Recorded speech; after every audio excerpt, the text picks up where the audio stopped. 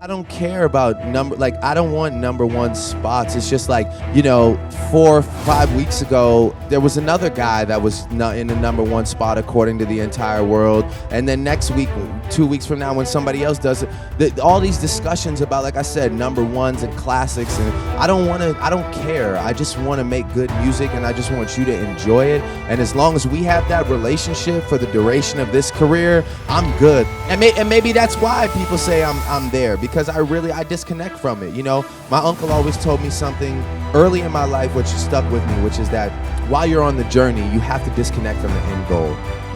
Because if you're just focused on some end goal, then you might get there, but it'll be hard to progress past that because you're so focused on that one destination that it's like, you maybe forget everything in between, and maybe you could have done more in between. He always told me, just be here right now, live right now, and do the best you can right now. Don't worry about what that end goal is. It's great to have goals, it's great to have dreams, but it's just like you get too attached to it, and sometimes it could be a self-destructive thing. So, I just kind of try and progress as much as I can. I never want to be always right, because then I can't grow, I can't learn. So I have no desire to be always right. I need mistakes, Right. And luckily enough, and knock on this wooden piano here, that my mistakes are never crucial enough for me to be like, man, they're always great learning experiences. I always want to outdo myself. I always want to outdo everybody else around me. I'm a very competitive person. I'm just quiet about it. I'm not really out there talking about who I want to outdo. I'd rather just go and outdo it, you know what I'm saying? As opposed to just sitting back and being like, I don't need to tell you who I'm better than or who I'm trying to be better than. I just want to put my music out, and then you tell me who's better than you know what I'm saying? I leave it up to the people, and as far as how do I get better, I push myself really hard. I have great opinions in the studio, me, myself, Hush, we all sit in the studio and me, myself, Hush, that makes no sense. Me, 40 and Hush. I need that drink whenever you guys are ready.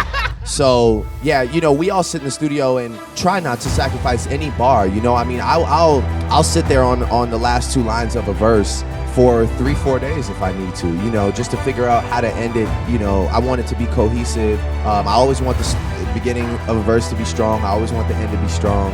And I really, really, really spend a lot of time on bars, man. Luckily for me, melodies come extremely easy, knock on wood, but they do. I that is something that naturally, I just get in there and it starts flowing, and by, 40 minutes in, an hour in, I have pretty much the direction I'm going in. But when it comes to raps, I spend a lot of time on it, and I'm not gonna sit here and be like, oh, that's all off the top, baby, you know what I'm saying? Nah, I spend a lot of time.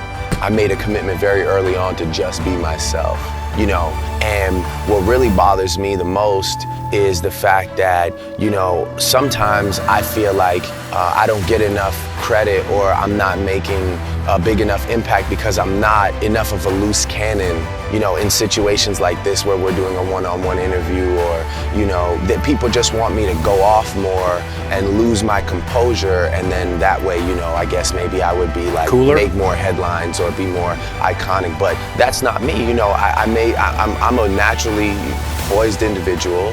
I don't want to just come out, making mistakes and having to be like, a lot of artists just have MySpace and just have, a couple songs and don't have a website, don't have marketing, don't have anything. And then they get disappointed when they only sell 70 records, and it's you gotta understand that this is about marketing. This whole thing is about marketing. It's about your image. It's about your story.